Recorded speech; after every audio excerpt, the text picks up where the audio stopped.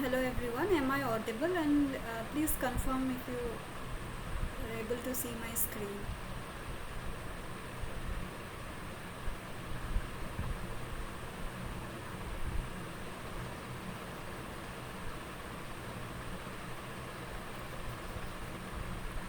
Am I audible to you?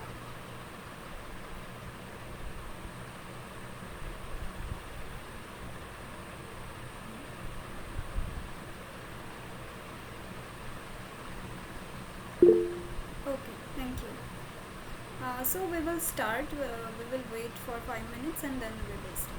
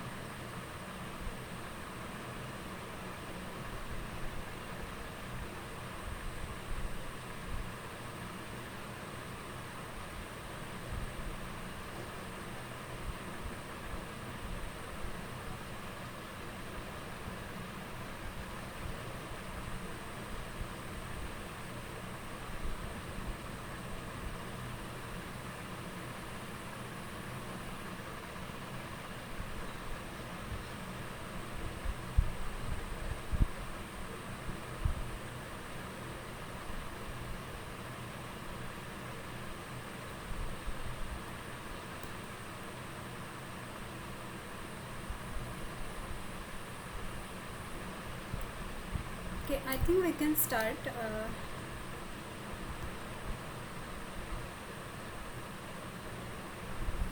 I think we can start. People may join between the meeting. let's start the live session. Welcome to the live session for the course Semiconductor Technology, Sensor Technology, Physics, Fabrication and Circuits. This is week 2. So let me introduce myself first. I am Ananya, a PhD scholar in the Department of Electrical Engineering, IIT Kanpur. My specialization is microelectronics and VLSI. So I will be the TA for this session. So this will be mainly a problem solving session, but I will briefly go through the topics covered in this week too. And if you have any doubts, you can unmute yourself and ask, or you can write your questions in the chat box also. I am recording the session, but please feel free to ask any question in between. You can interrupt me at any time.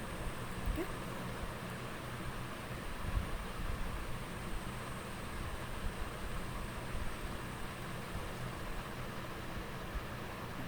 And if I am in the presentation mode, I may not be able to check your messages. If there is any question, please unmute yourself and ask.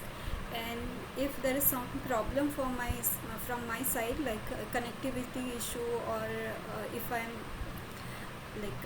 on mute or something, and you can't see my screen clearly, then let me know.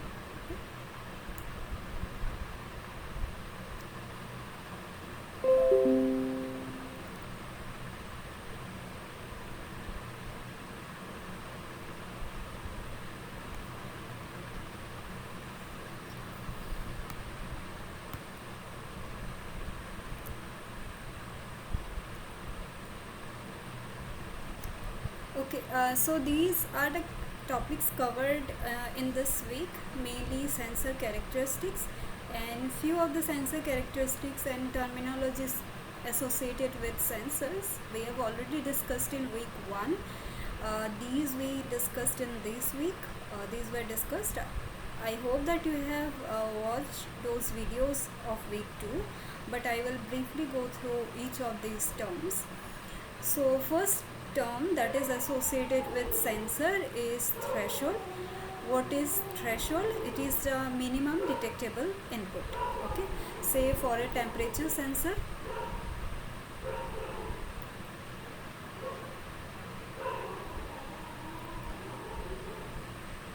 it can detect input between 0 to say 100 degrees Celsius. Then 0 degrees Celsius is the threshold. It cannot measure temperature below 0 degrees Celsius, say -5 or -10 degrees Celsius. Okay, so this is threshold.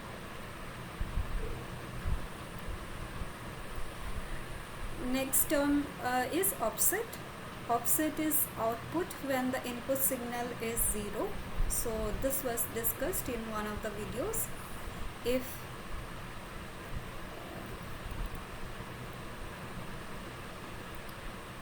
this is the input output relation, if this is input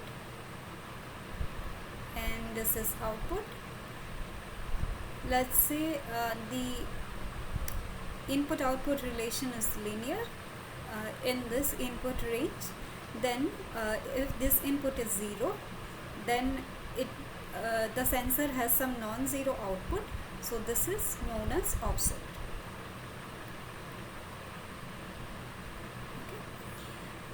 Next term is range. What is range? The minimum and maximum input of a sensor. So the minimum and maximum input of a sensor, it does not mean that the sensor gives output only in this range. The sensor may give output outside of this range also, but this is the working range of input that we are going to use. So that is known as the range of the sensor. Suppose the input output relation of a sensor is given by some equation. So output is say capital S. It is some function of small s, which is input.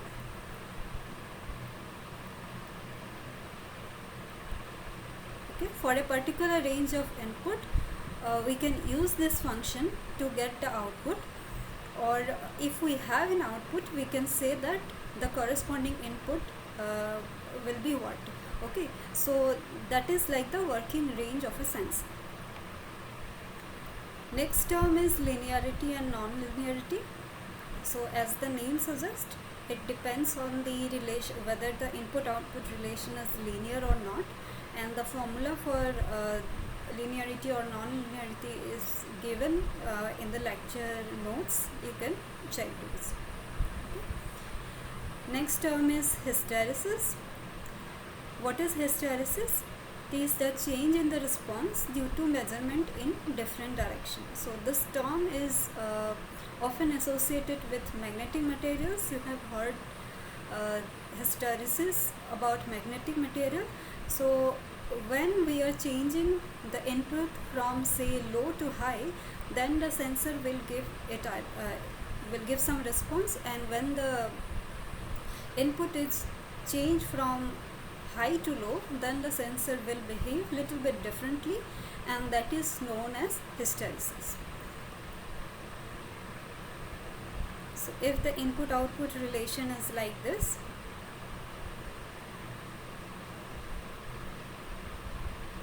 okay, when the input is increasing and when the input is decreasing, so this is known as the hysteresis width.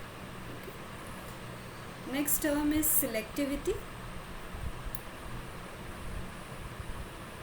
So what is selectivity? We design the sensor to detect a particular analyte or particular target materials. I have given this example in last week also. Suppose we are designing a gas sensor specifically for carbon dioxide sensing, then it should sense only carbon dioxide, not any other gases, say carbon monoxide or nitrogen dioxide. There may be some variation in the output due to these gases also, like other gases also, but that change in output should be very less compared to the change in output that corresponds to carbon dioxide gas for which we are actually designing the sensor. Okay. Next term is repeatability. So this is a test which is often done for a sensor.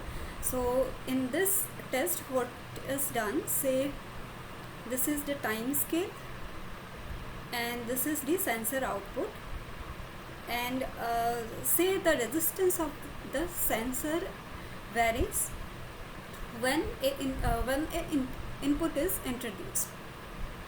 For example, say when the gas is introduced, the resistance of the sensor varies. So what is done, so at this point the gas is introduced, the resistance will change. Say this is some reference resistance, and say at this point of time the gas is withdrawn, the resistance will come back to again its initial value, and then this process is repeated multiple times, and we see whether for the same concentration of gas or the same concentration of analyte, whether the sensor is giving similar output or not, and this is done like multiple times. So if you check any sensor data sheet, you might be able to find the repeatability of a sensor.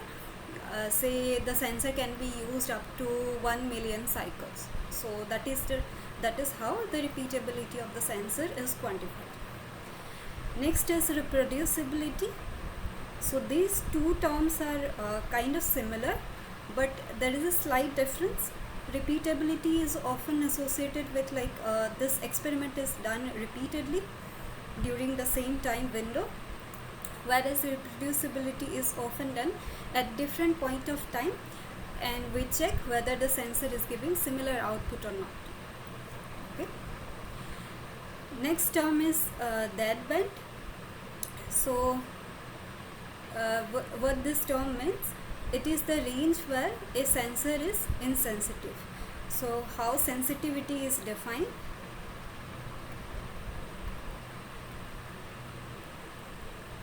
Change in output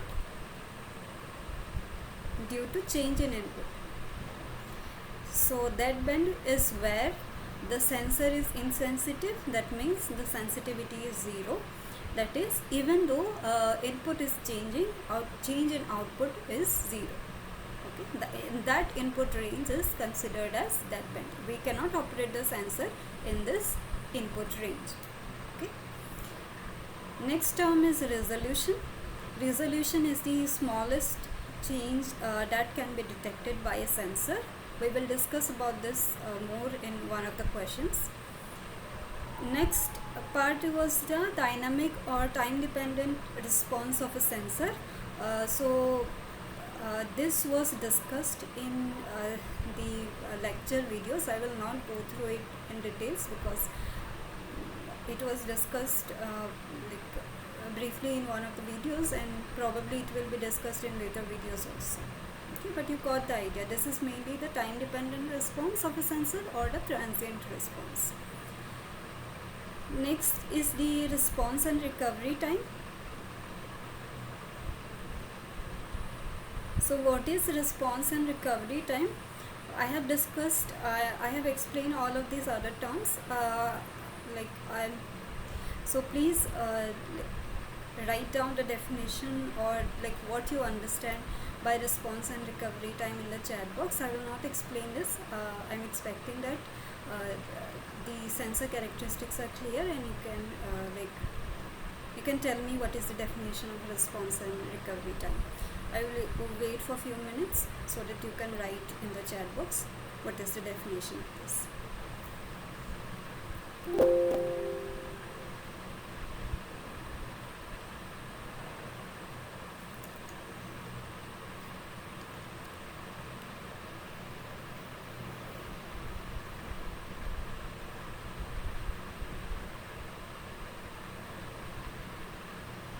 I'm expecting at least few response in the chat box.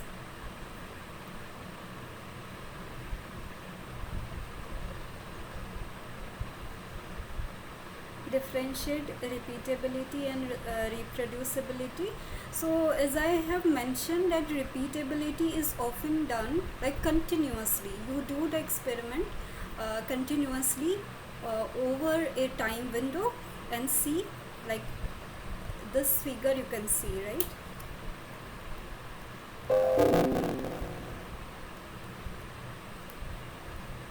So this is done continuously. You are giving the input and you are measuring the output. Then you remove the input and then wait till the sensor comes back to its original position. Then you again, after some time, after some time period, you give the input again, right? Then you again withdraw. So even though these two terms are very similar, repeatability is often considered as when you do the experiment continuously, whereas reproducibility, you do this similar kind of experiment but in different at different time. Say you did this one experiment today and then you did again after some time. All the environmental conditions, all the external parameters may not be exactly same, because today the environment is a bit different compared to yesterday or tomorrow, but your sensors should give similar response. So that is reproducibility. Okay? I hope it is clear.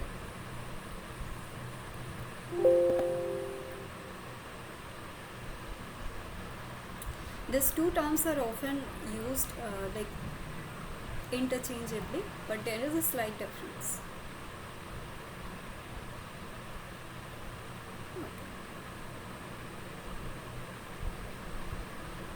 So what is response and recovery time?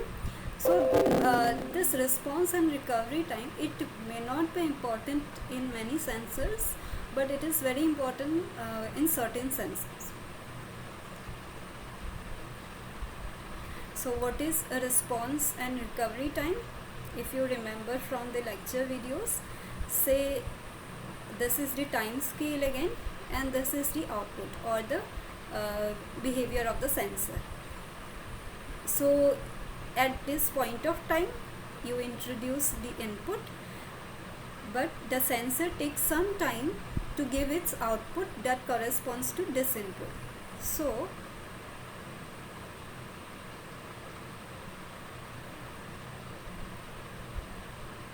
sensor output will be something like this. It will increase gradually and it will reach the maximum value, and when you say at this point you remove the input, then the sensor output will gradually decrease to its original value, right? Again I am giving an example of a gas sensor. You might find I will use this kind of example quite often because this is one area that I have worked. So say at this point your sensor resistance is some R0, and when you introduce a gas, the final sensor output is some, say, R1. Okay, it will take some time to rise, again it will take some time to fall. Now say this is the 90% of maximum output. Okay, then this is the time, this time period is known as rise time, and again say this is the 10% of the maximum output, then this time period is known as recovery time or fall time. Okay, I will denote as TF so that there is no confusion. Okay. So I hope all these characteristics are clear. So for this session actually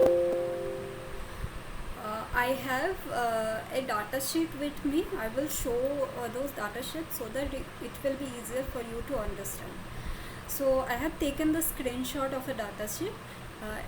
I don't think it is visible to you, but I will go to the PDF and I will show you this. So this is the data sheet I am talking about.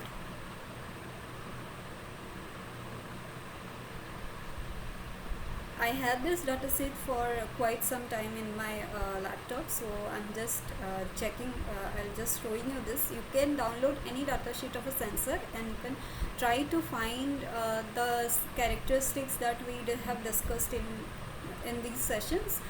So you can try to check those out.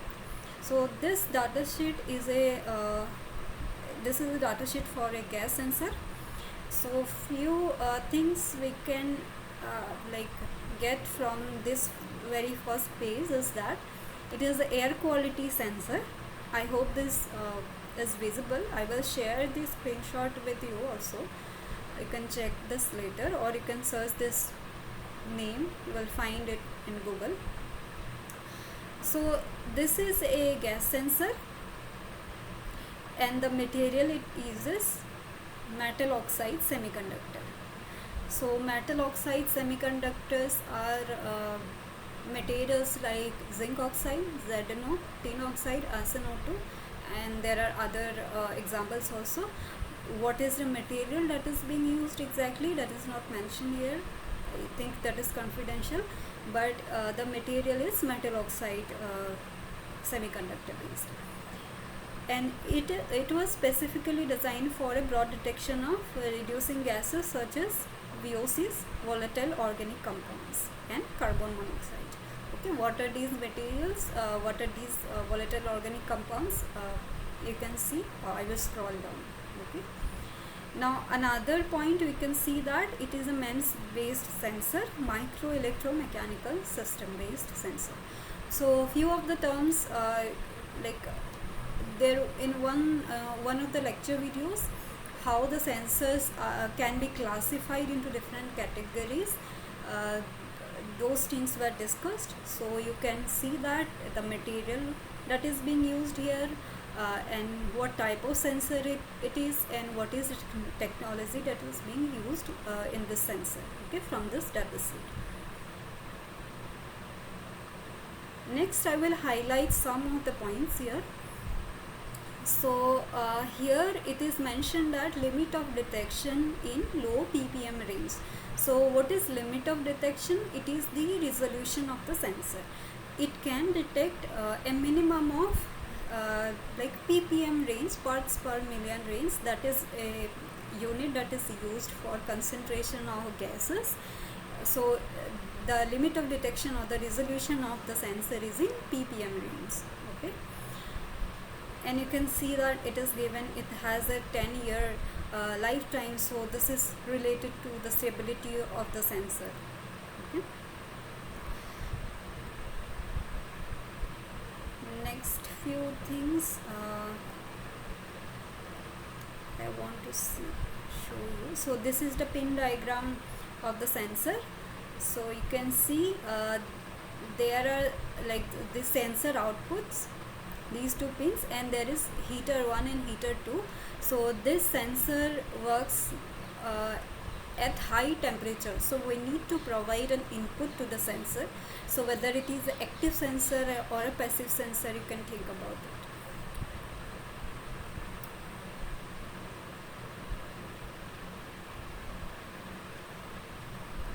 Next, the temperature range, humidity range, where the sensor actually behaves the way we want it to behave. So those are given here.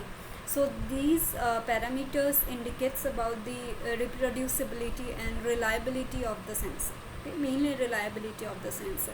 If you use this sensor, the sensor in this temperature range, in this humidity range, the sensor will behave the way we want to behave, we want it to behave as per the calibration curve or as per the input output relation given in the data sheet. Okay.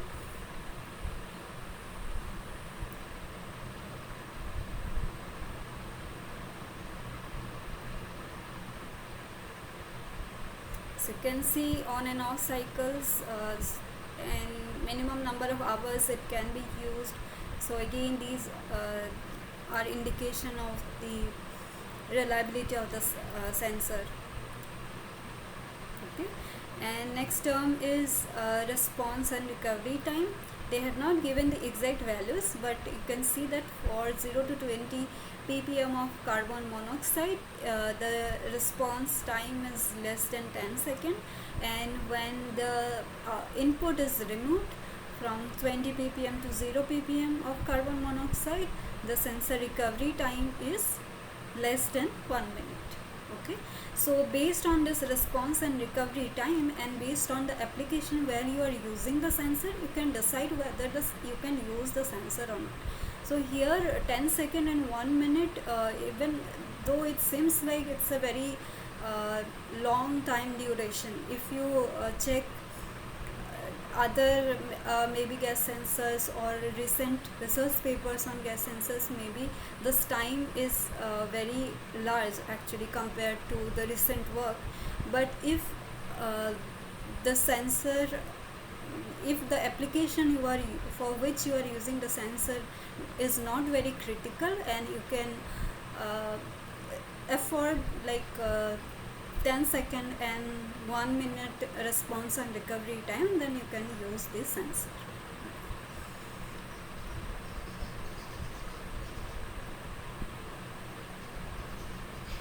Next, this is the graph given.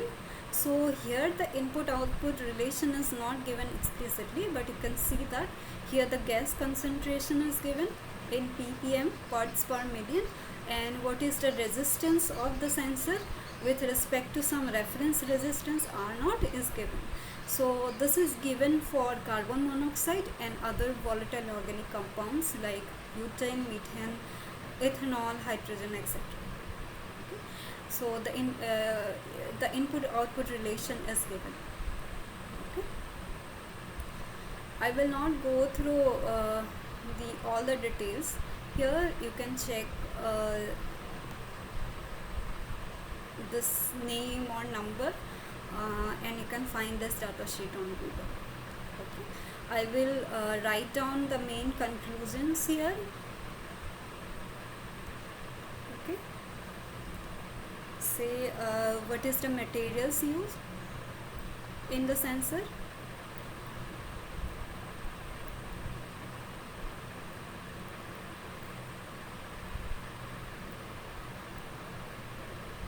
Metal oxide semiconductor.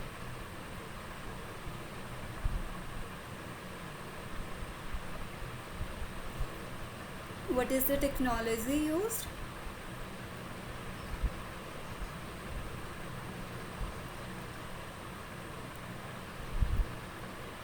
MEMS based. Right? The sensor is selective towards what type of gases?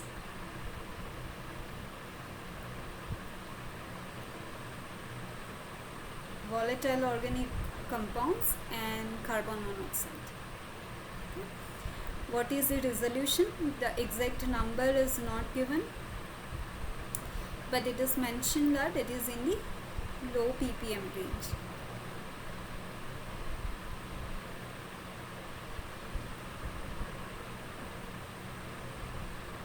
Right?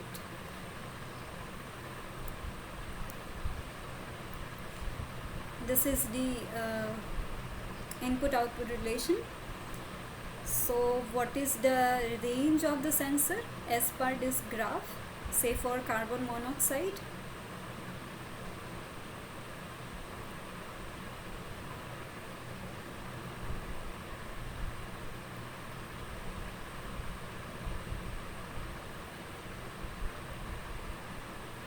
can someone answer this?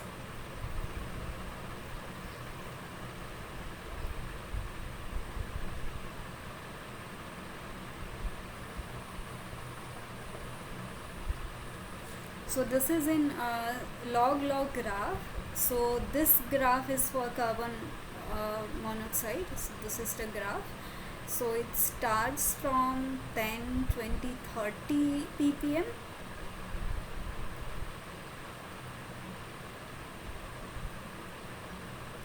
And this is 200, 300, 400, 500.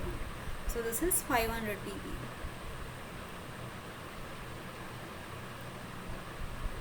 So if your gas concentration is lower than 30 ppm, then the sensor may not be able to detect this as per this graph given in your datasheet. So you should always check a datasheet whether the input you are trying to measure is within the range of the sensor or not. Next is what is the threshold as per this given graph.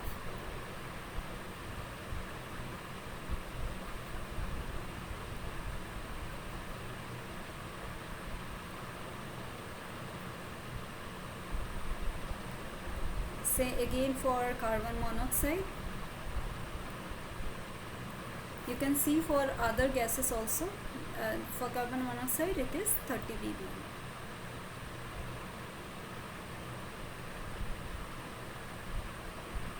Okay. And this graph I have included here so that you can see whether the sensor will be reliable or whether it will give expected output or not within after this time window, like after 10 years, or if the sensor is used after 20,000 times or not. Okay. And these are the indications of response and recovery time. So for this sensor, these are the terms which are mainly useful, so that we need to check these terms before using it in a system or before using it for some applications. Okay. I hope it is clear. I will again wait for 2 minutes. If there is any question, I will check the chat box also.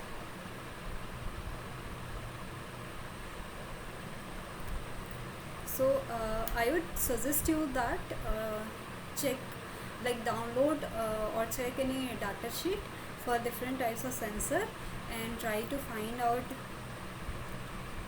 these sensor characteristics or the terminologies that we discussed in the last week also, and try to relate and find the numbers for those sensors from the data sheet.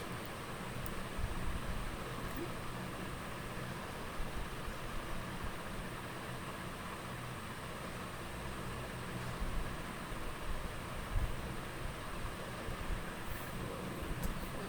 480. What is 480, 470? I did not get.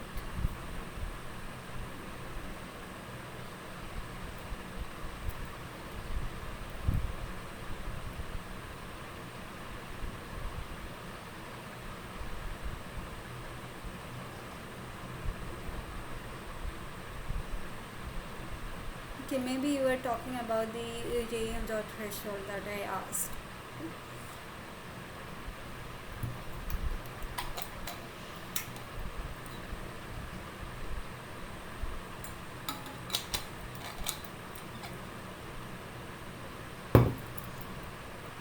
Okay, if there is no question, let's go through the questions for this week.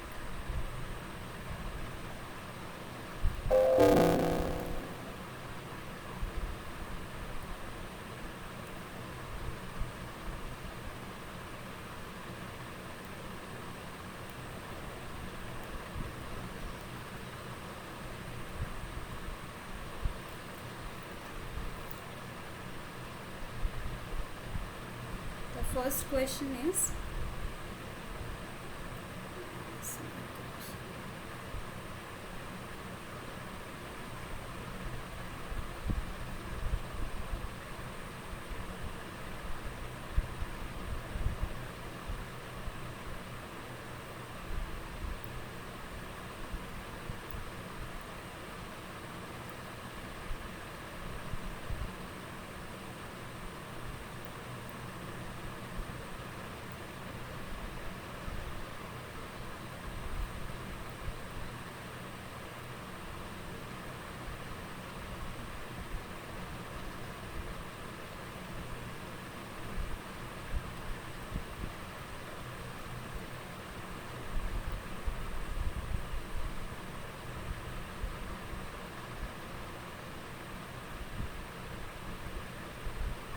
ratio of change in the output of a sensor with change in the input is known as.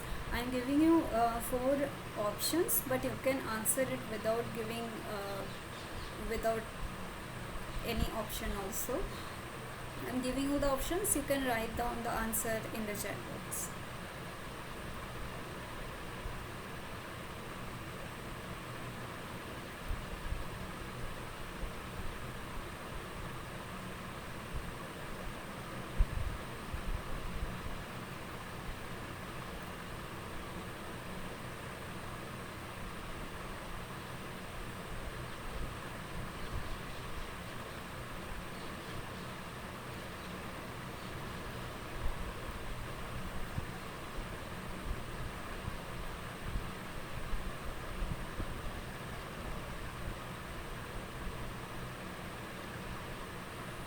What is the ratio of change in the output of a sensor with change in the input of a sensor? Okay.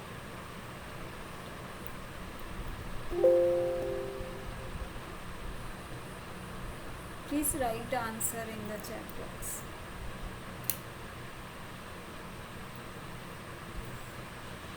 I will wait for a minute or so and then I will check.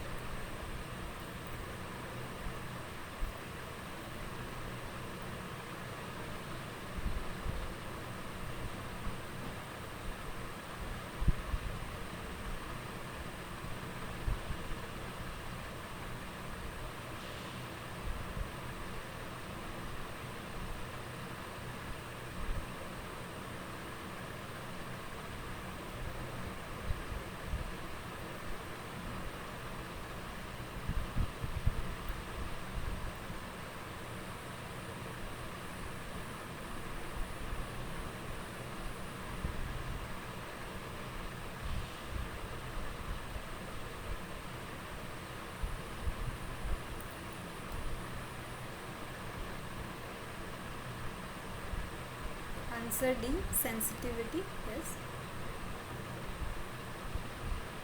So what is sensitivity? Sensitivity is change in output of a sensor with respect to the change in input of the sensor. And the formula is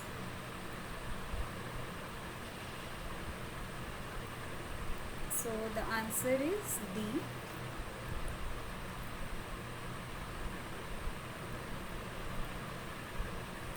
sensitivity. How it is defined? Delta output due to delta input.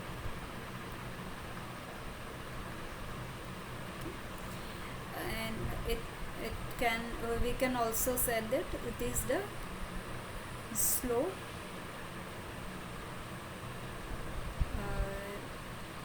in the input output curve.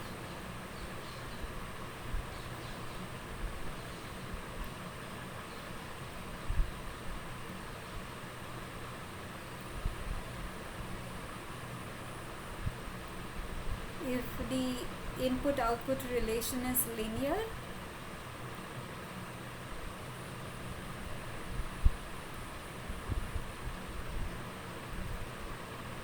say this is for sensor 1,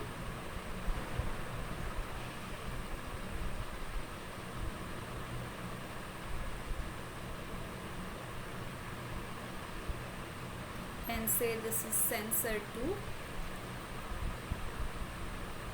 Okay. Both sensor 1 and sensor 2 are measuring similar input, then higher the slope, more sensitive the sensor 2.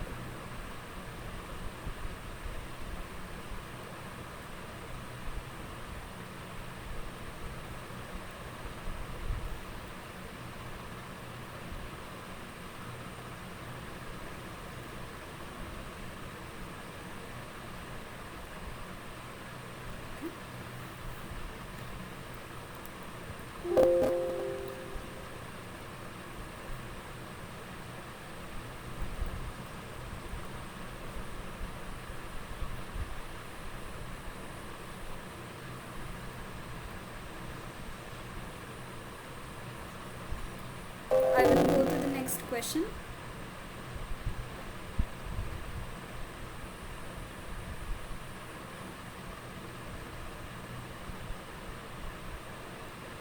The smallest change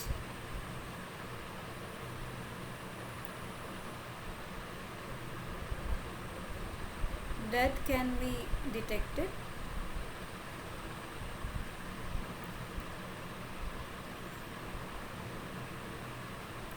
by a sensor is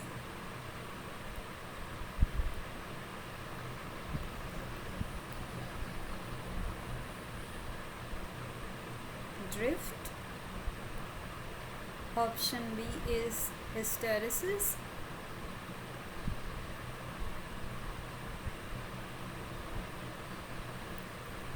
option C is sensitivity,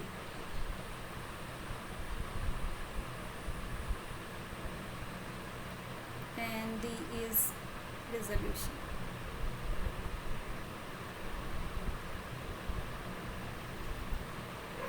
What is the correct answer?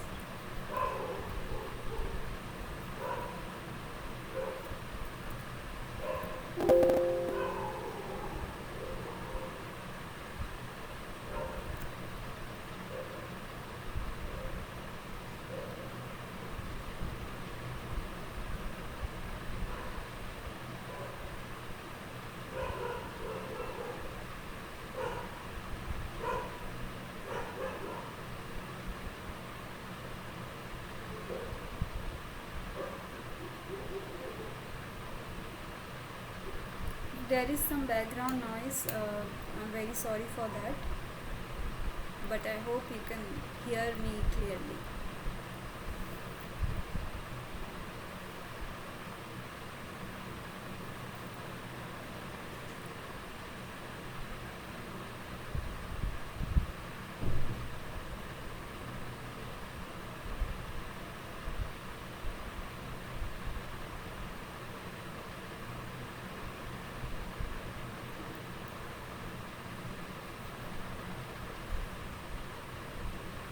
So D is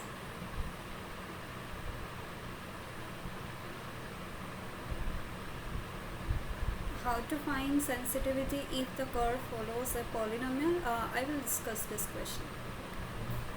So for this question the answer is resolution.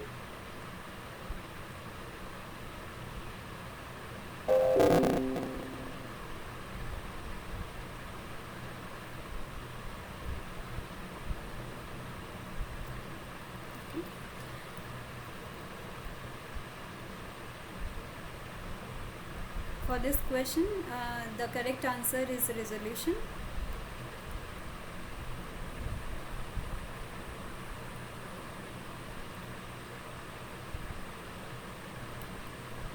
Sometimes it can be mentioned as limit of detection, as we have seen in the last sensor data sheet. Okay, so don't get confused.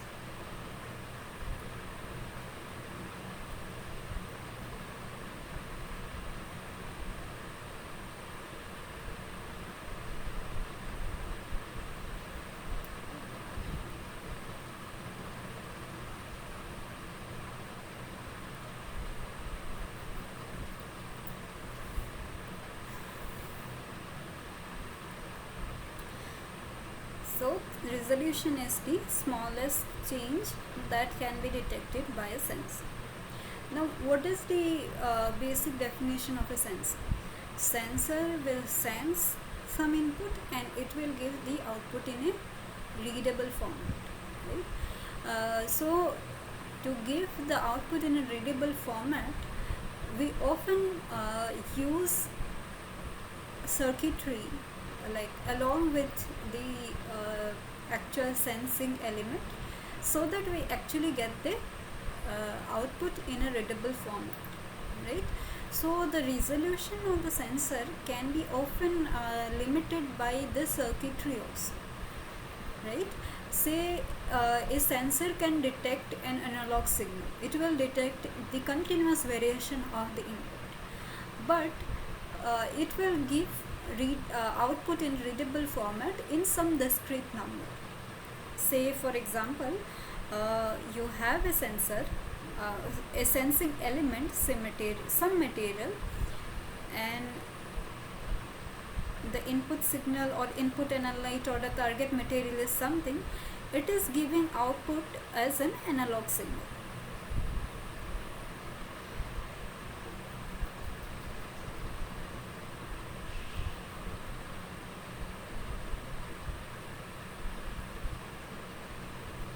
Now there is another black box, some circuitry that is also a part of the sensor system, that is giving us the output in, say, some digital format, 1010. Okay, so this is a say, let's consider it as 10-bit output. Say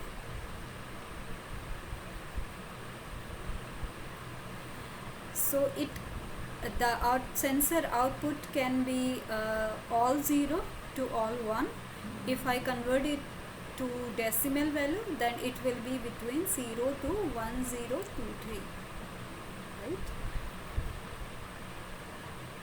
Now it will show all zeros, 0 0 to 0, or 0 0 to 1. All the values will be discrete. Okay, between 0 and 1 you cannot get like 0.5. So overall, even though the sensor material is continuously sensing the input, the output may be limited by the circuitry that is used to make the sensor output as a readable format. I will write it in a paragraph so that it will be easier for you. Right.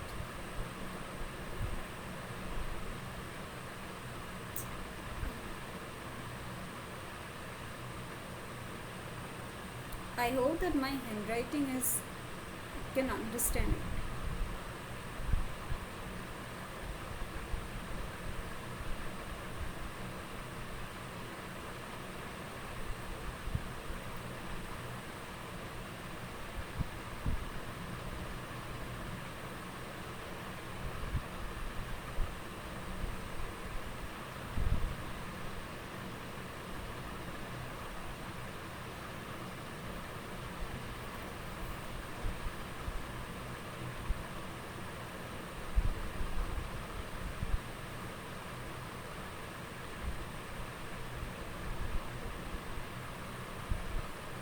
For example,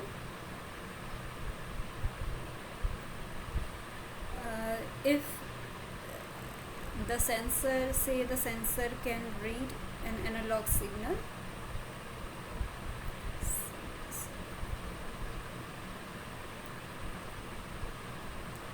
can read means it can sense an analog signal. An analog signal is continuous.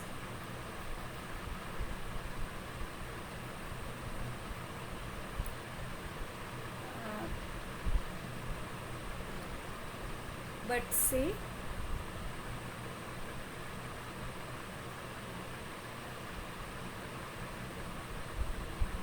it is a 10-bit digital sensor.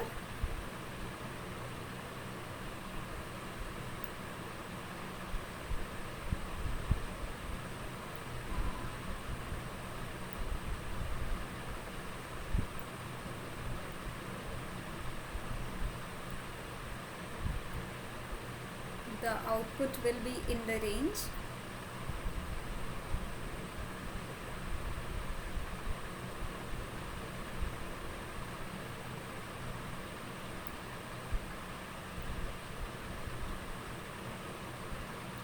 (0 to 1023), and it can take only discrete values. Okay.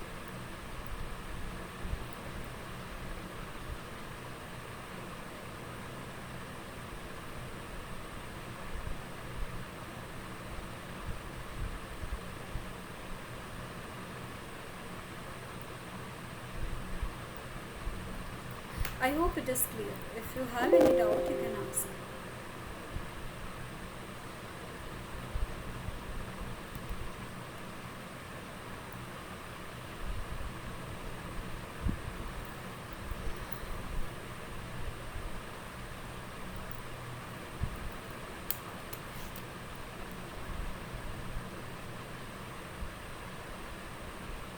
No doubt?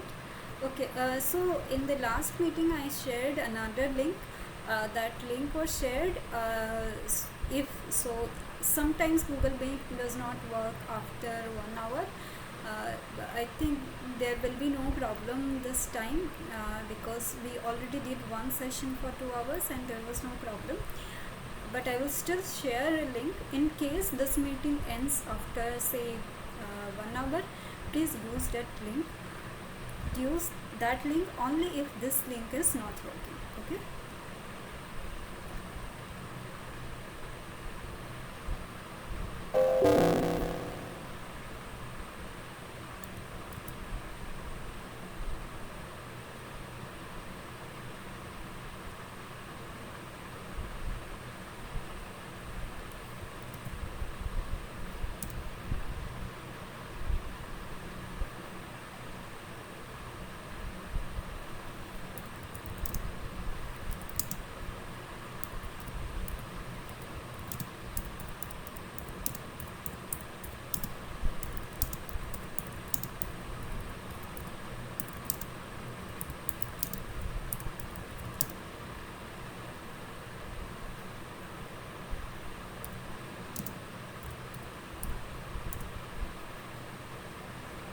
Otherwise we will stay in the same meeting.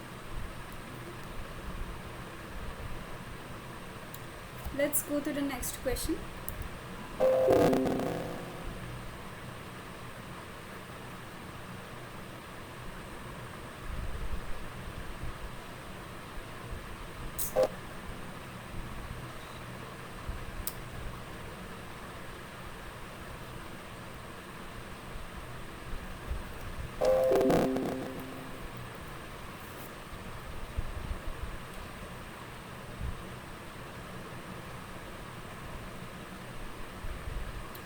Which of the following error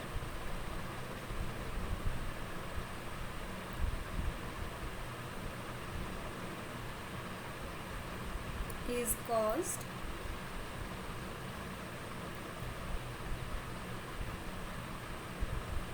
by a reversible of measured property?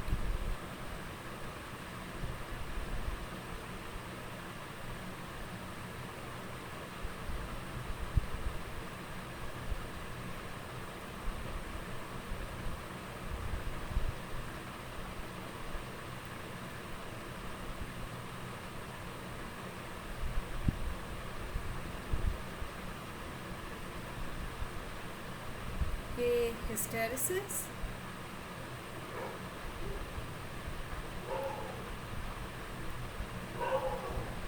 B. Noise. C. Digitization error.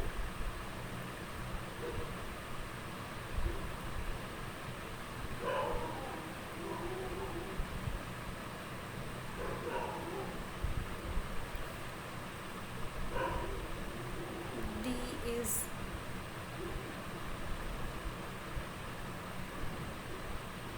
quantization error.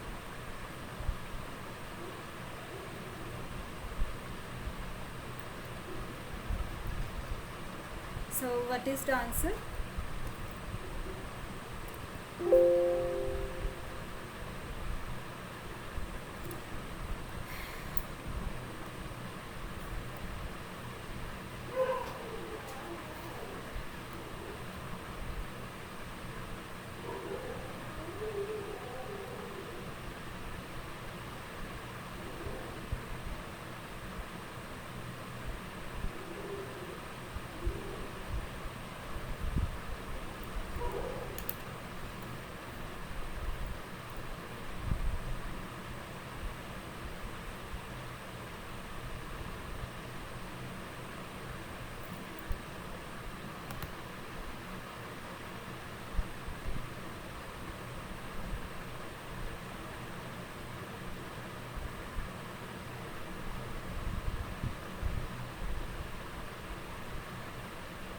Answer is A. Hysteresis. So we have already discussed what hysteresis is.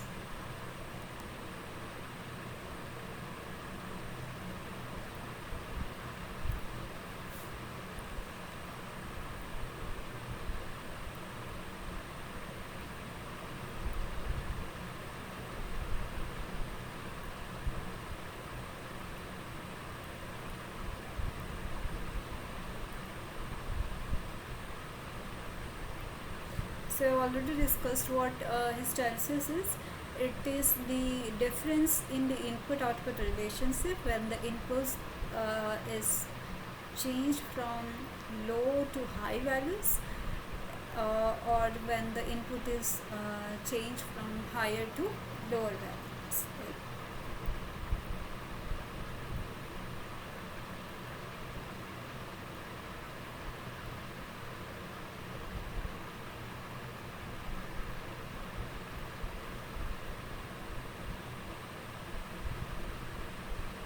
This kind of input-output relation is known, so this kind of error is known as hysteresis.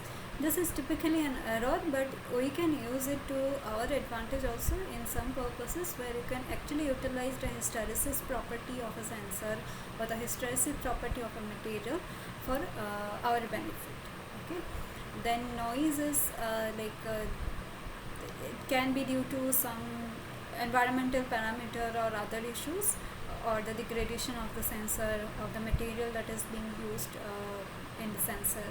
And digitization error and quantization error. So as I discussed in the previous example, often our sensors are digital, the sensor output was digital, and many some kind of error occurs due to this digitization process, because digitization is often involved quantization of the values, and then assign particular number to each quantum, like discrete values. So during that process also some error may occur. So suppose a sensor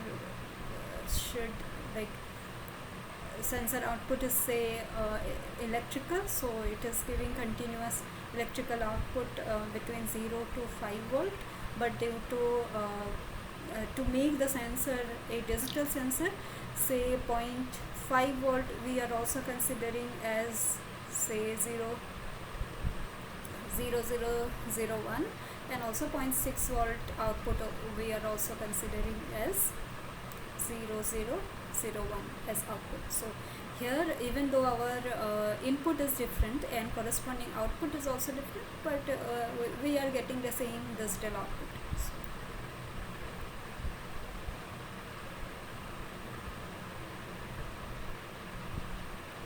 Okay. So there may be error due to this kind of there can be error due to this scheme for digitization also.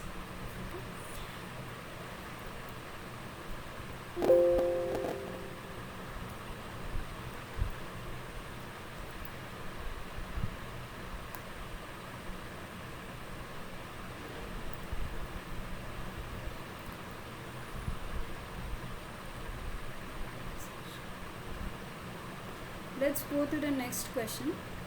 So the question is,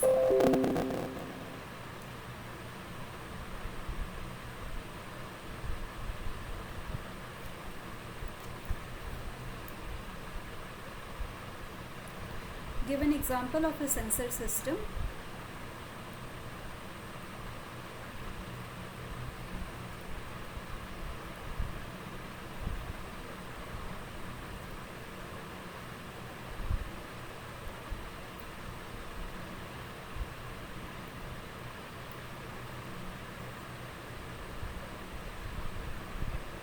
where the hysteresis property is used.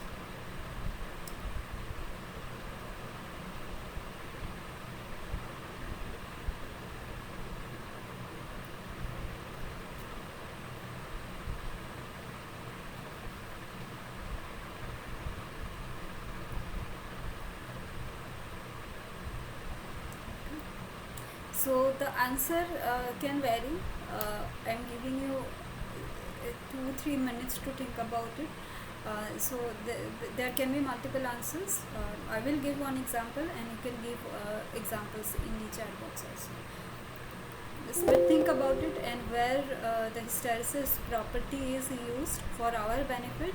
Usually it is an error, as I mentioned earlier, but we can use it for our benefit in some systems. So think about it.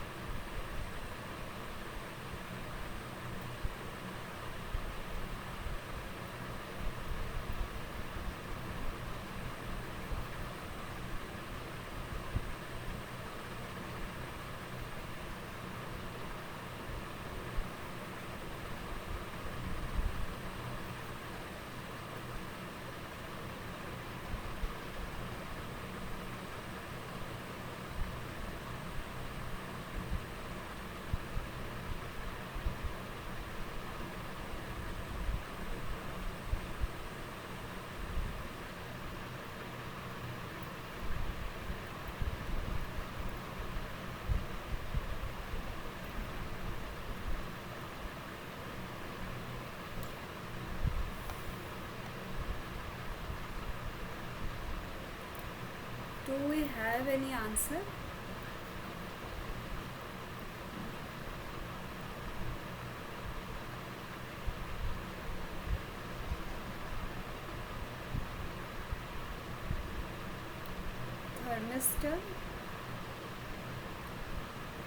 Thermostat, yeah.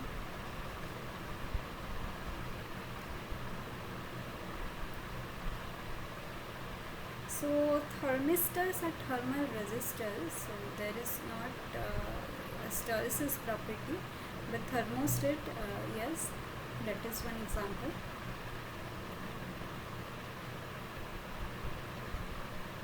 So this is not something that was covered, but there are many examples around us. So I thought I should ask this question, and you can also think along with me where we actually can use some error as our benefit. Okay. So I got few answers, so I will move.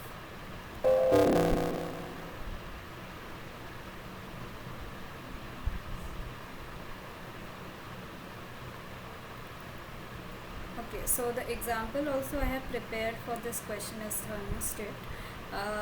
You might have seen those along with some home appliances. Okay.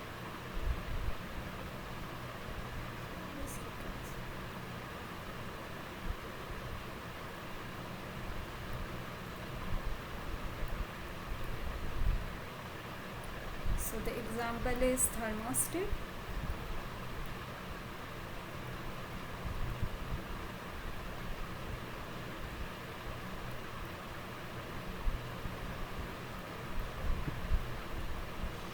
So what it does, it controls the heating and cooling process in our home, or it is used with some home appliances where maintaining the temperature at a particular value is important.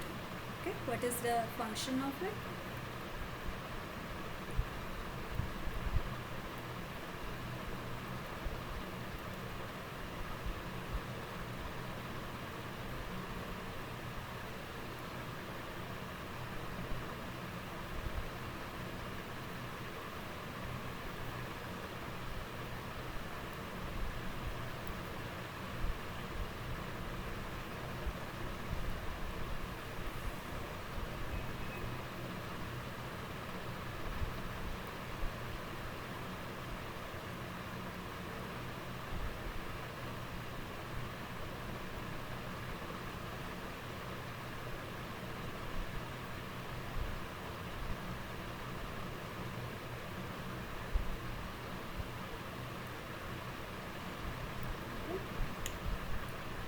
So why it is used? So the typical response of a thermostat is like this. Say this is temperature,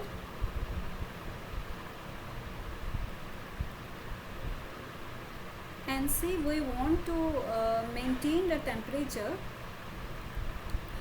say at 20 degrees Celsius. And this axis is thermostat state.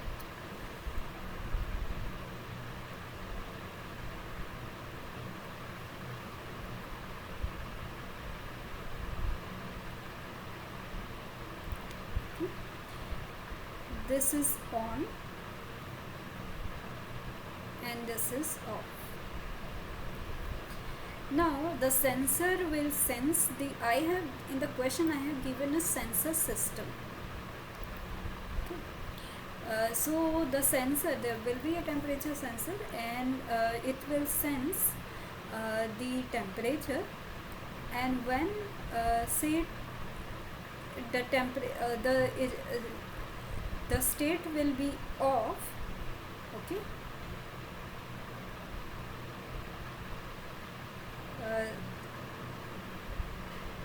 Okay, so we want to maintain a temperature around 20 degrees Celsius.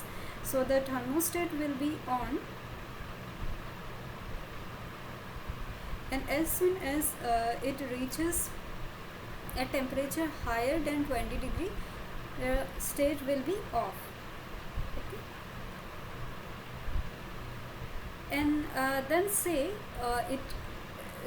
it is off now, so temperature is say decreasing.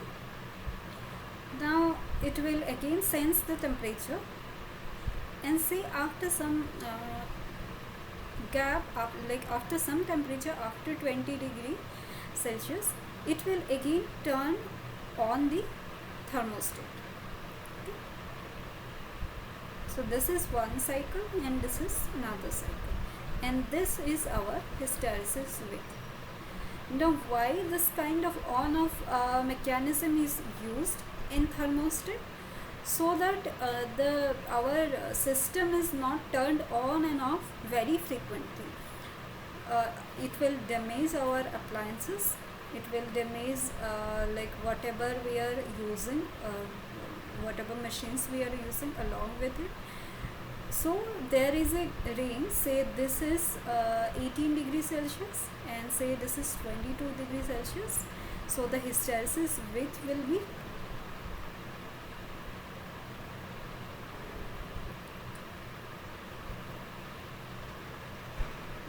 be 4 degrees Celsius, and this is maintained for the safety of our appliances. Okay.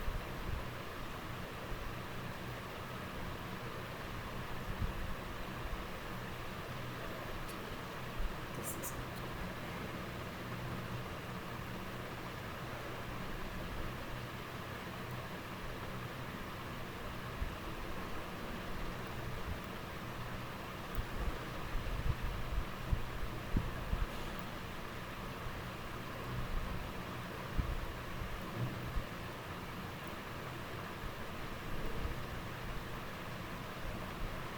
So the sensor system is designed in such a way that we get a hysteresis loop so that our devices, our appliances are and our systems are safe. Okay. So I hope it is clear. There may be temperature fluctuations, slight temperature fluctuations due to environmental conditions also. We don't want our system to turn on and off very frequently due to these temperature fluctuations. Okay, so that is why this hysteresis property is used.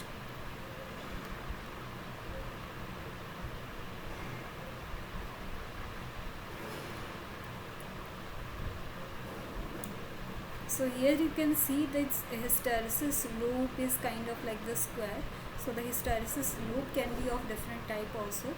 Need not necessarily to be the hysteresis loop of a magnetic material that we are very familiar with, but this is also one type of hysteresis loop.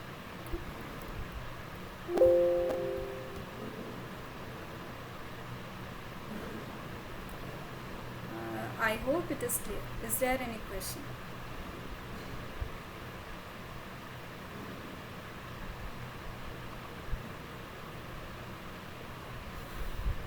You can think about other examples where the hysteresis property is used also.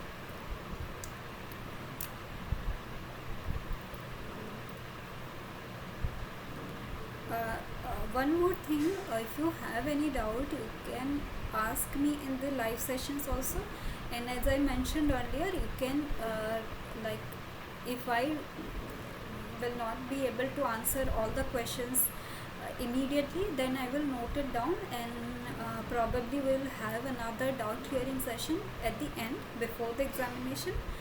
I think some of you have done registration for examination also, so we can discuss those questions later also. So you can also use the Q&A tab here. I think you all know.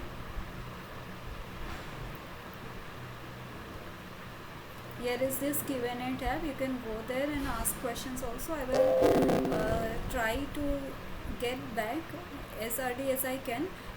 I will try to answer the questions which are related to these live sessions only.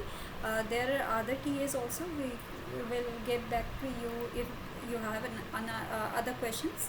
I will mostly address the questions related to the live session I am like conducting. So please feel free to ask any doubt if you have, and we will probably have a doubt clearing session at the end. Also, I have added my email ID here. Like I won't say that I will respond to you in through mail, but I have added it in case if you need.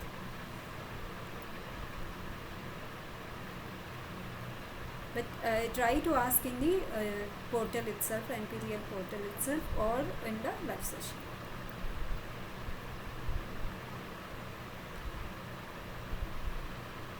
So if there is no question, we will go to the next question. Okay, so this is the question: if the relation between the input temperature and output resistance is given as R equal to 4.7 T plus 6, find the value of sensitivity. I will give you some time to calculate this, and please write in the chat box.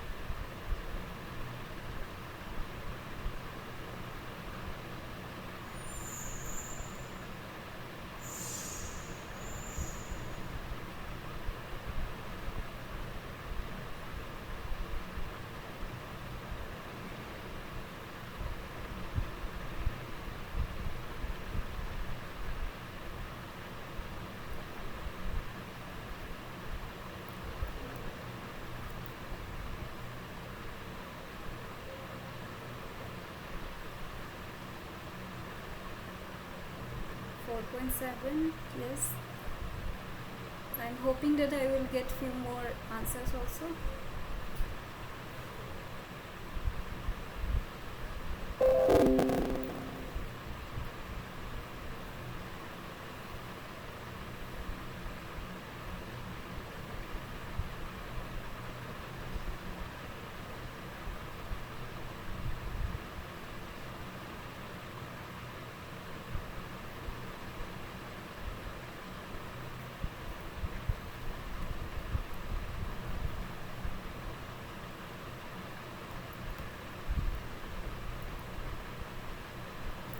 So let's solve this.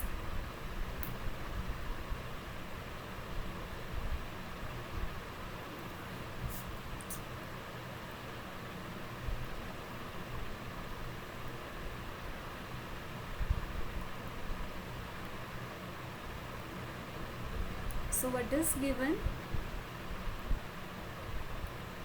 Input output relation is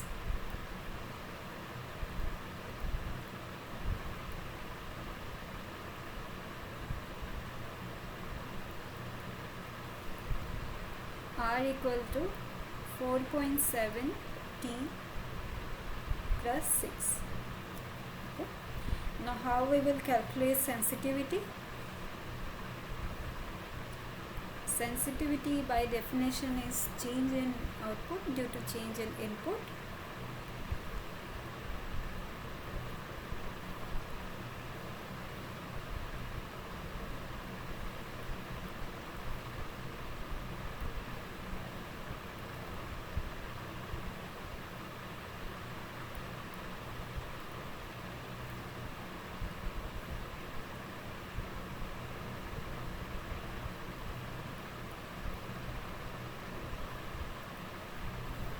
Which is given as dr by dt for this case. So dr by dt is 4.7, and what is the unit? Sensitivity is not unitless. It can be unitless in some cases, but mostly it is not unitless. If it is not an MCQ question, you should also write the unit along with it. Then only the answer will be completely correct. So 4.7, what is the unit of R? It is given as ohm. And what is the unit of T? Degree Celsius. Ohm per degree Celsius.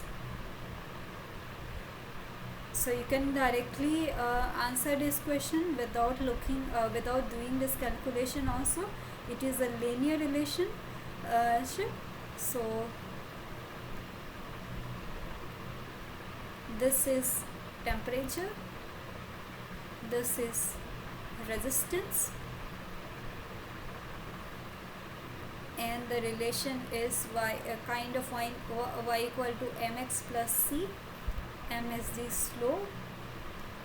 Here m is 4.7, c is 6. Okay, so this is offset,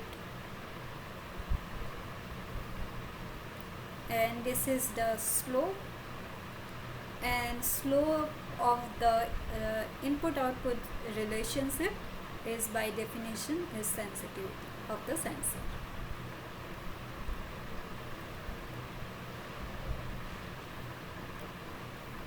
So this question is easy, but I have included it because there are few questions similar to this in the assignment.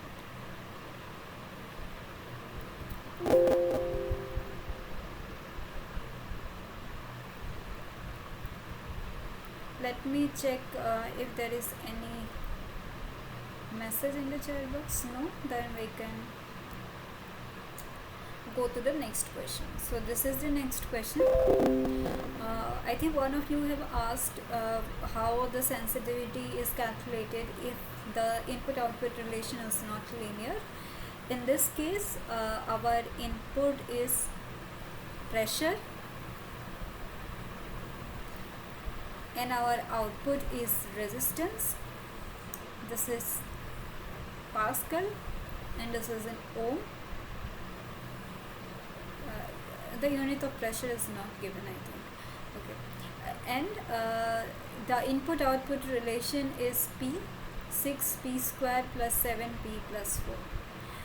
Find out the value of offset present in the sensor reading. So we will calculate both offset. So I'm asking you to calculate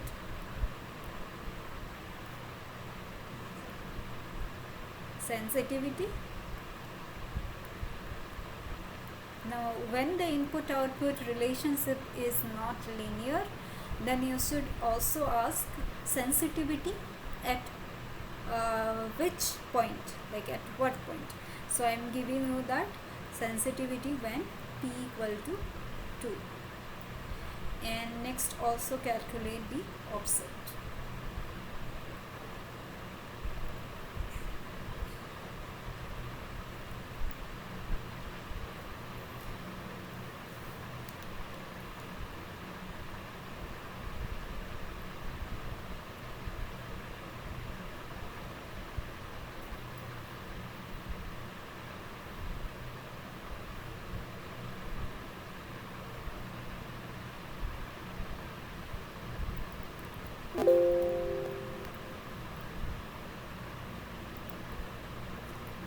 I am waiting for some time for your answer.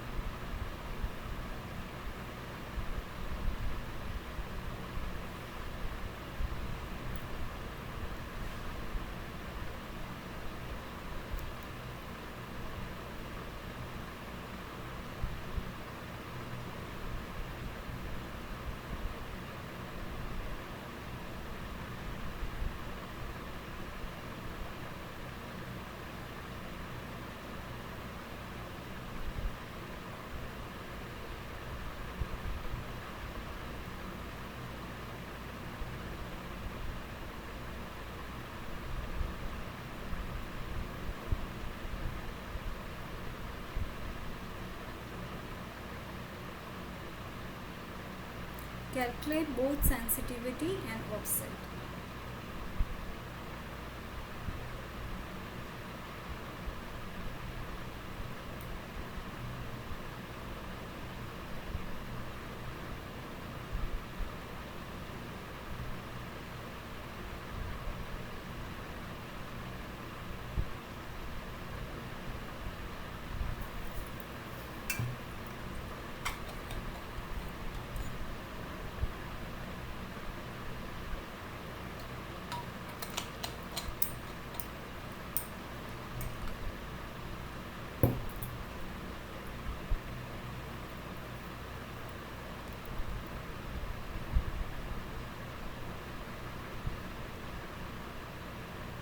no answer?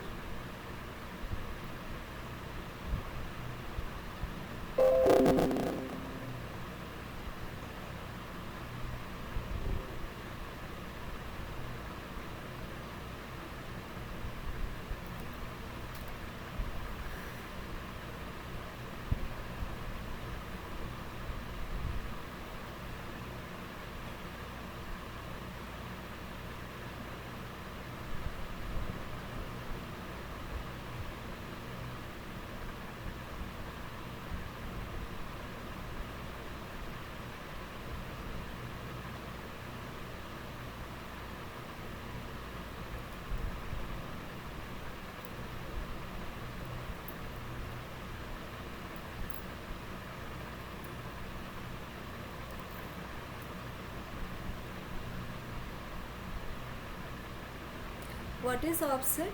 By definition, offset is the output when input is 0. So in this case, the offset will be when P is equal to 0. You can put in the expression and find the offset value. And then what is sensitivity? It is the change in output due to change in input. So in this case, it will be dr by dp, right? And in the question it was asked to calculate the sensitivity when P is equal to 2. So you will get an expression after doing the differentiation dr by dp, and you can put the P value as 2 and find the sensitivity at that point.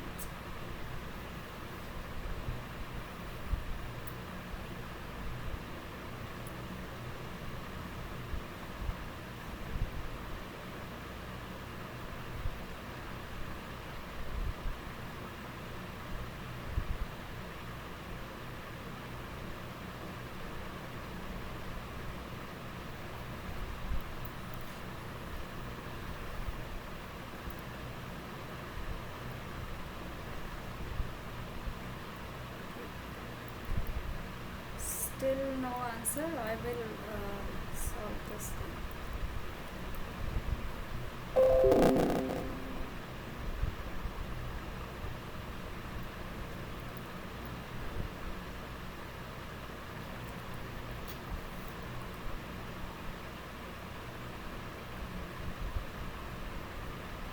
Let's first calculate this part B.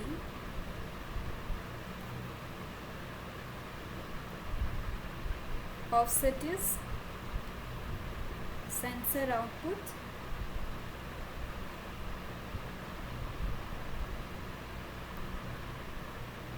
when input signal is 0.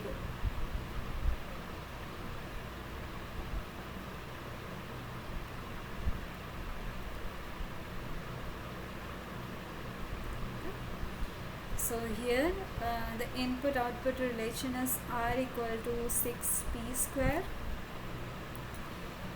plus 7P plus 4. Input is P, pressure. So when P is equal to 0, R is equal to 4. So this is the option. Again, offset is not unitless. So what is the unit of R? It is ohm. Okay. So the offset is 4 ohm. Even when the input pressure is 0, then also the sensor output will show as 4 ohm. Okay, so this is offset.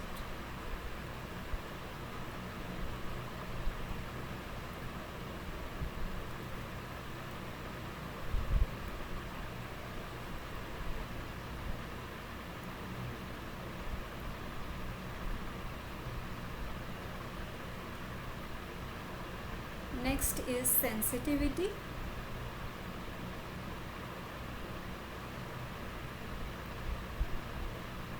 The expression for sensitivity will be dr by dp. So this will be 12p plus 7. Okay, this differentiation with respect to p. And sensitivity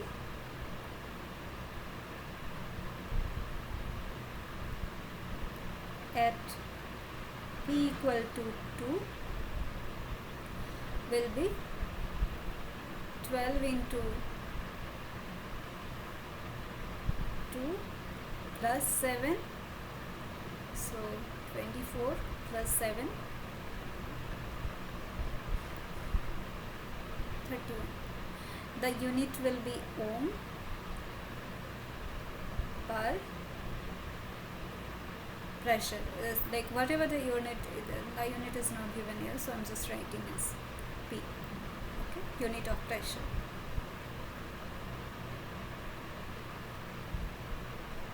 I hope it is clear.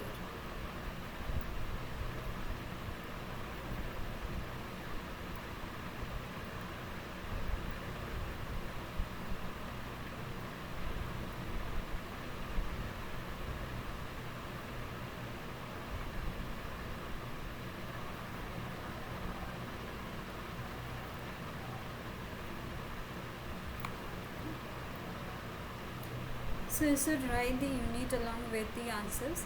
So in this case it is 4 ohm and this is ohm.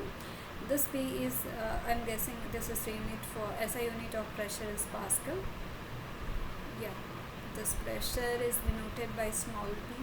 So this is small p and this is the unit. Okay, so this is the answer.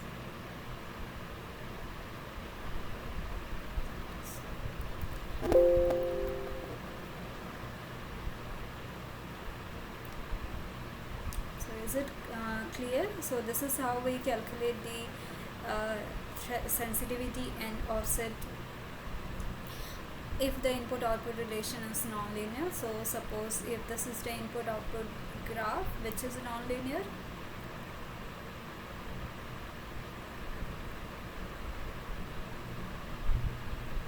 we can calculate the slope at each point, okay, for a particular input, and that's how the sensitivity is defined. So if at some point the curve is kind of flat, so the slope is 0, that means the sensor is insensitive in this input range.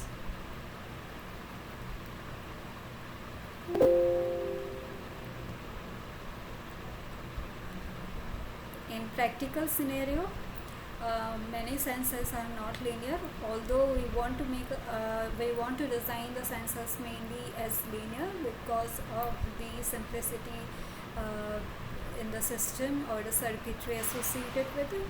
But in practical scenario, the sensors can be non-linear, and we often use piecewise linearization method to actually define the input-output characteristics using a linear equation, equation of a straight line, and we can directly use this slope as the sensitivity, expression for sensitivity. I hope it is clear. Okay.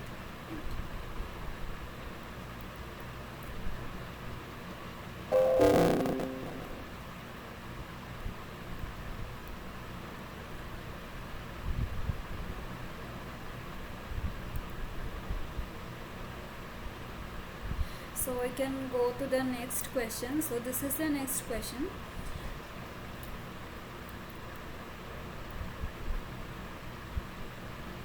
Here is a table given. So below table provides the reading of output resistance.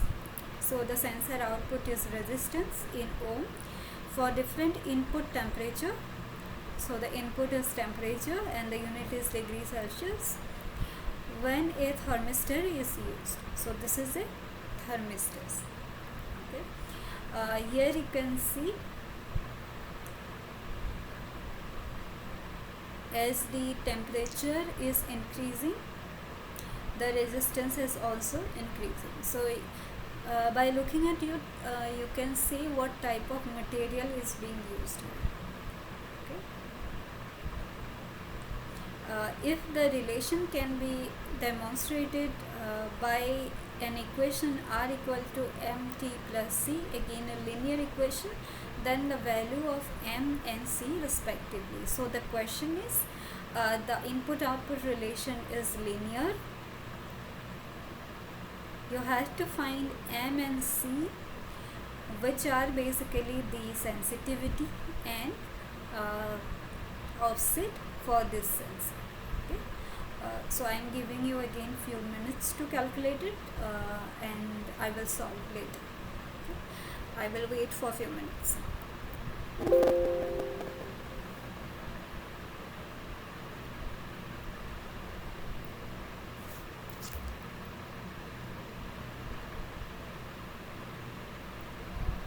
There can be different techniques how you can solve this problem. Try to solve it. I will solve it in using equations, but it's up to you how you want to solve it.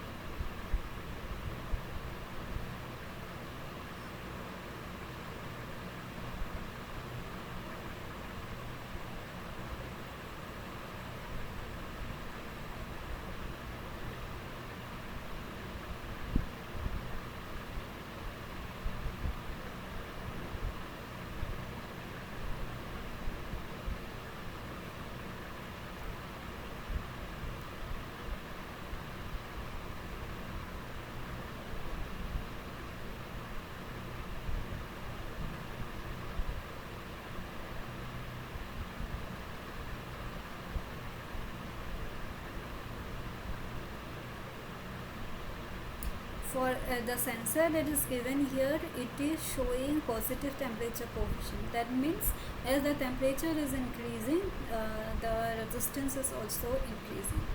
A temperature sensor can have a negative temperature coefficient also, depending on the material used in the sensor. Okay. And thermistors can be positive temperature coefficient as well as negative temperature coefficient also.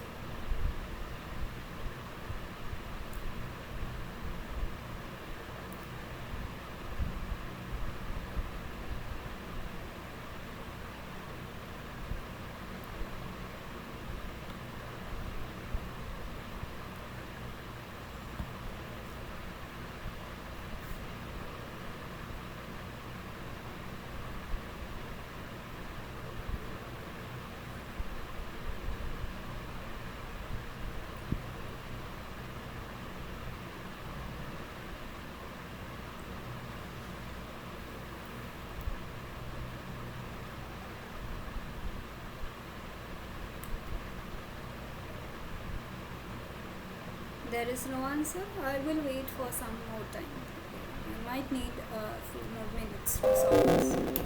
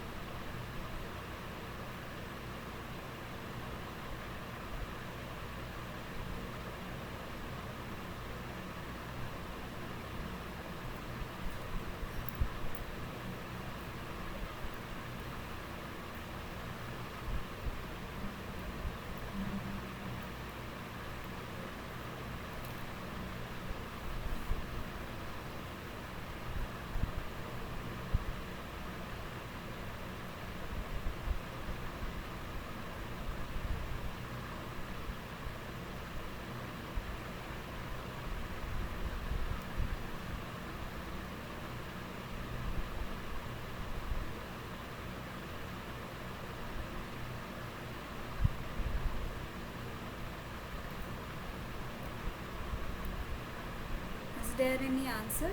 M is 2, C is 10. Okay, I will also have to calculate. So let's do that. Since there is no other answer, I will solve this, and you can try to solve along. Others can try to solve.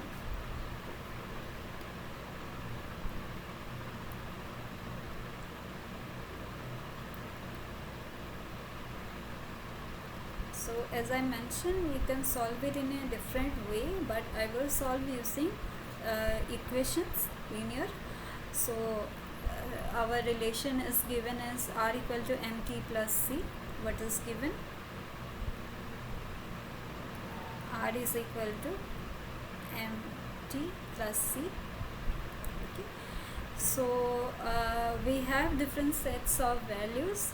Say at temperature T equal 25 degrees Celsius, the output is 60 kilo ohm. So when T is equal to 25 degrees Celsius, R is equal to 60 kilo ohm. We can put these values here. Okay, it should satisfy this equation. So 60 equal to 25 into m plus c. This is our equation 1. You can take any other set of values, input output values, to get the second equation, and there are two unknowns, m and c. We can use two different equations to solve two unknowns. Okay.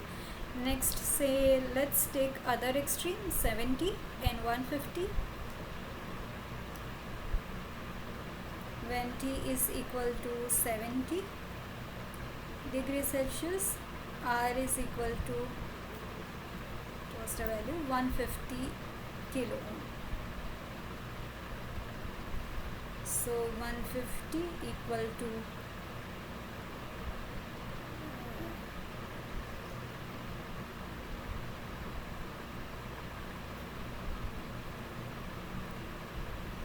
70 into m plus c. This is our equation 2. Okay. Now you can solve equation 1 and 2.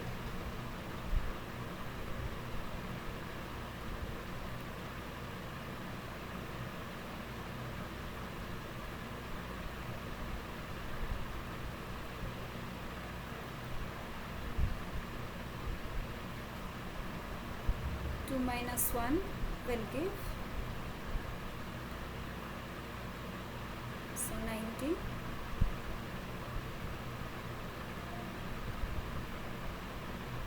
is equal to C, 70 minus 25,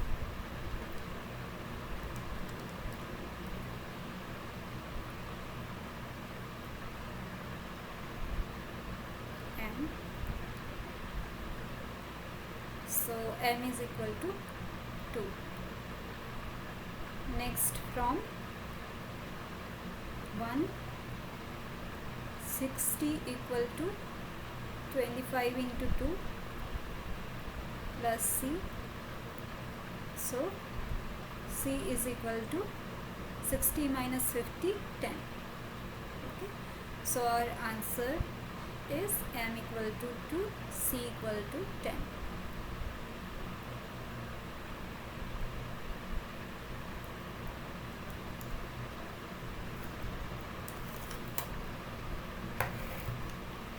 I hope it is clear.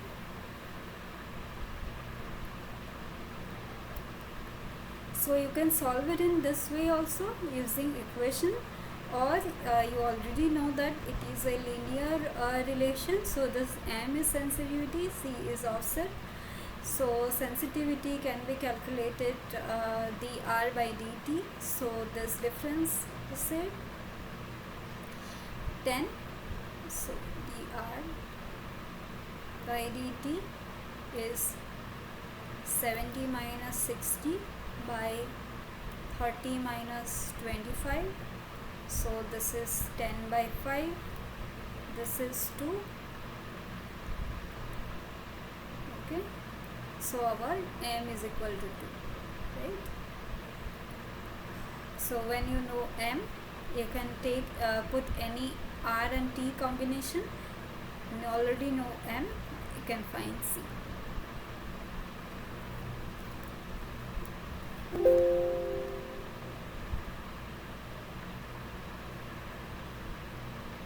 Is there any question? Okay.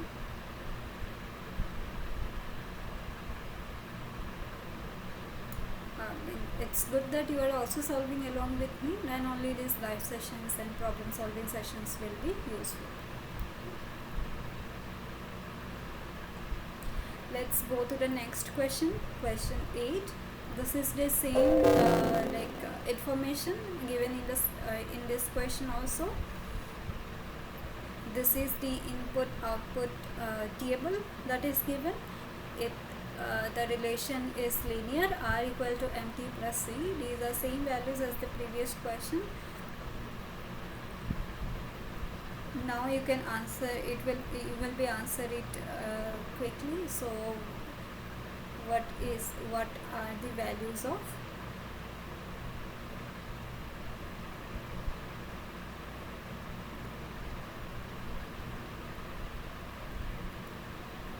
sensitivity,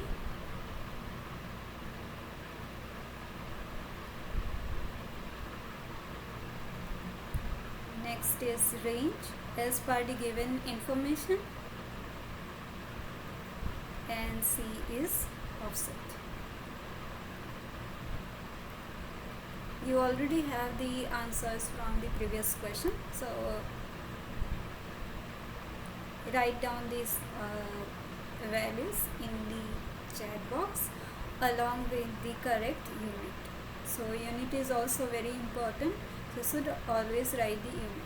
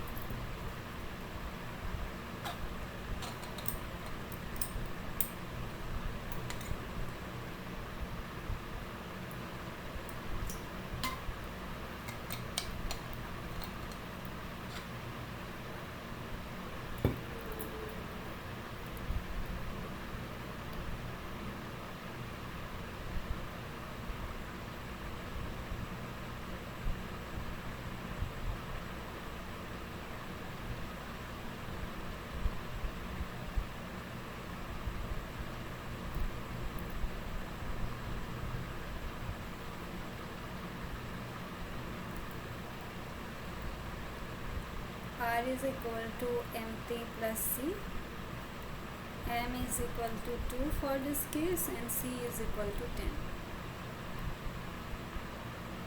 Now you can answer.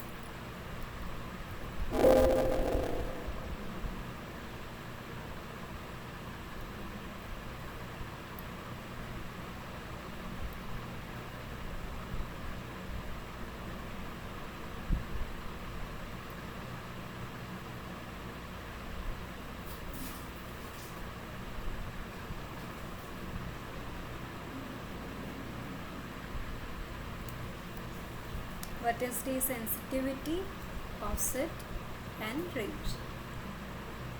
Range is 25 to 70. So that's this input, so it is in degree Celsius. Offset is 10. The unit will be in ohm because that is the unit of the output. Offset is the output when input is 0. So it will have the unit of the output, and the sensitivity is m, which is 2. The unit will be kilo ohm per degree Celsius. Okay. I will write these values.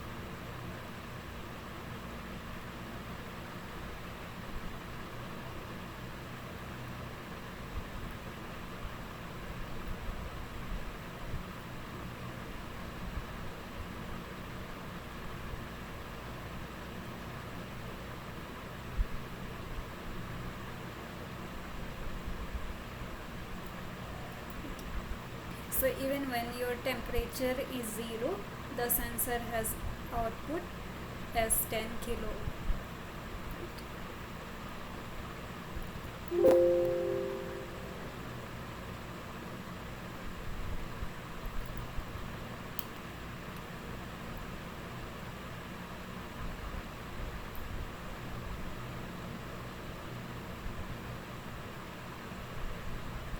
I hope it is clear, and now you can solve these kind of questions. Those are also given in the assignment as well.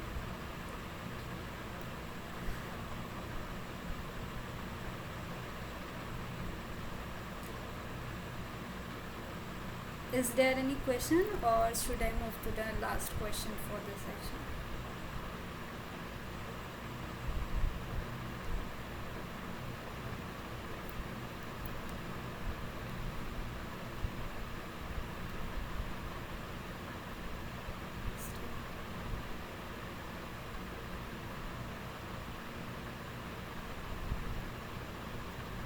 Other name for linear transfer function, that means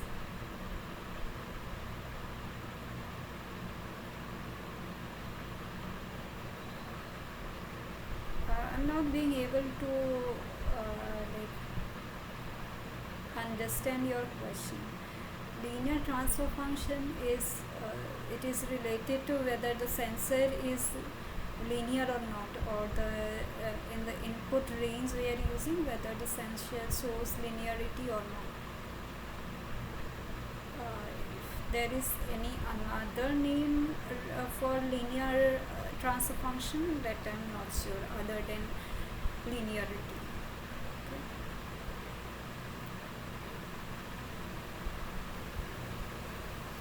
Okay, let's go to the next question.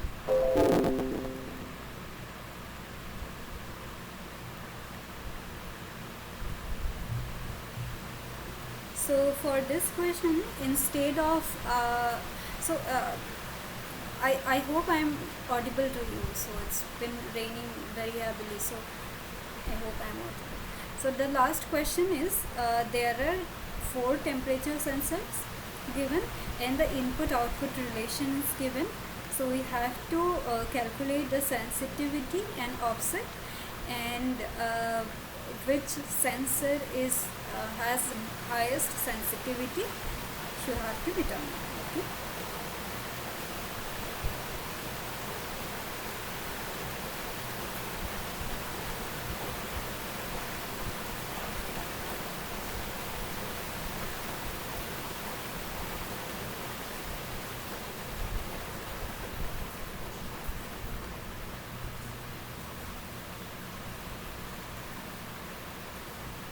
Four temperature sensors are having a relation between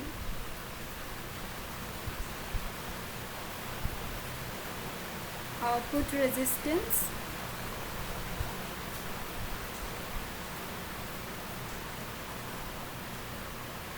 so R, the unit is in ohm,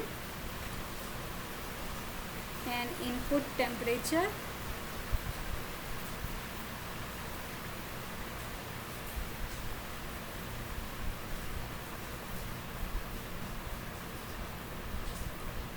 T, degree Celsius S. So for the first sensor, sensor 1,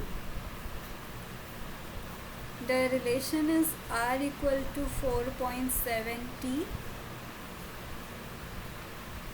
For sensor B or sensor 2, R equal to 1.24 T plus 7. For the third sensor, sensor 3, R is equal to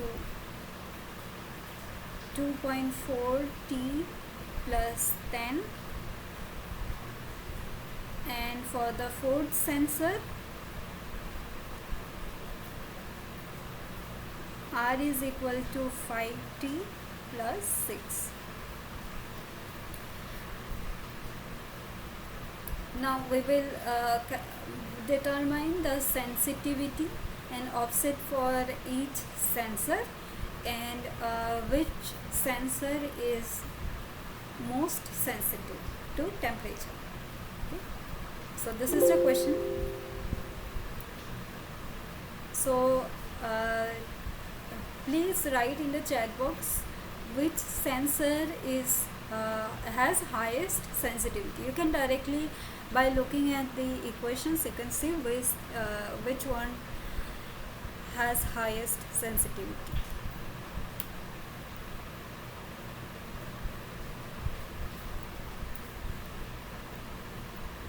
Sensor 1 sensitivity is 4.7. Second sensor is sensitivity is 1.24. Third sensor has sensitivity is 2.4, and sensor 4 has sensitivity of 5.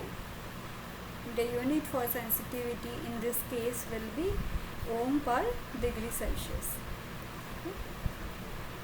So which one is highly sensitive? Which one has highest sensitivity? Sensor 1 or 2 or 3 or 4?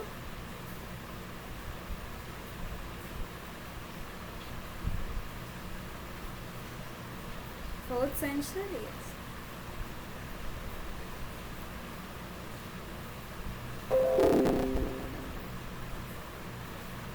So you can see that for linear sensor it is very easy, like implementation wise also it is very easy, and when the input output relation is linear, you don't have to do much calculation.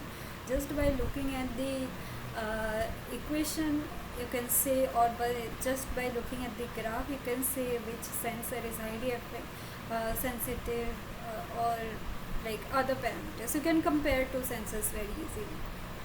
So let me write down it. So for this case, let me make a table.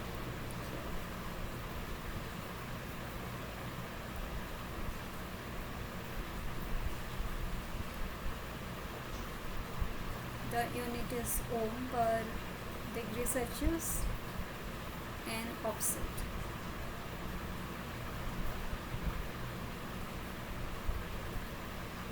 And it will be ohm.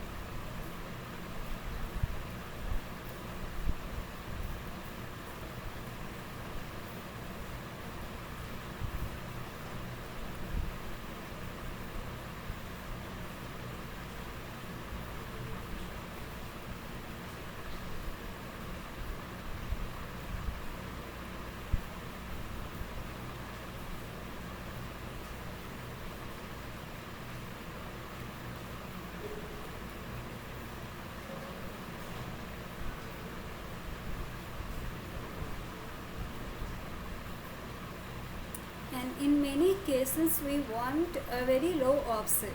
We want when our input is 0, then our output should be also 0. In this case the output cannot be 0 because it is some resistance of some material, but using some external circuitry we can make the offset as 0, and typically we want 0 output when the input is 0. So for this case the lowest offset, that is often desirable in many cases, so the lowest option is shown by the first sensor, sensor 1. Okay.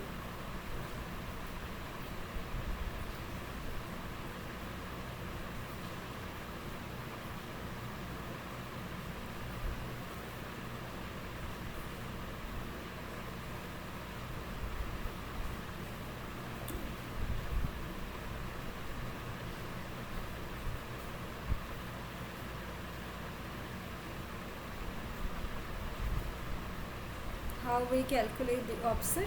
We put t equal to 0 in each of this equation, and the resistance value for which for t equal to 0 is the option. Okay. So I hope it is clear. So we are almost it is almost 8 o'clock, so I'll stop the session here.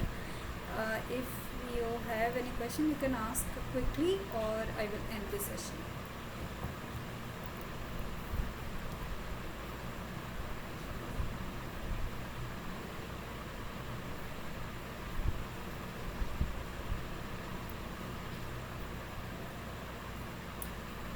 So there is no question, then thank you for attending the session. Let's meet in the next Tuesday. Thank you everyone.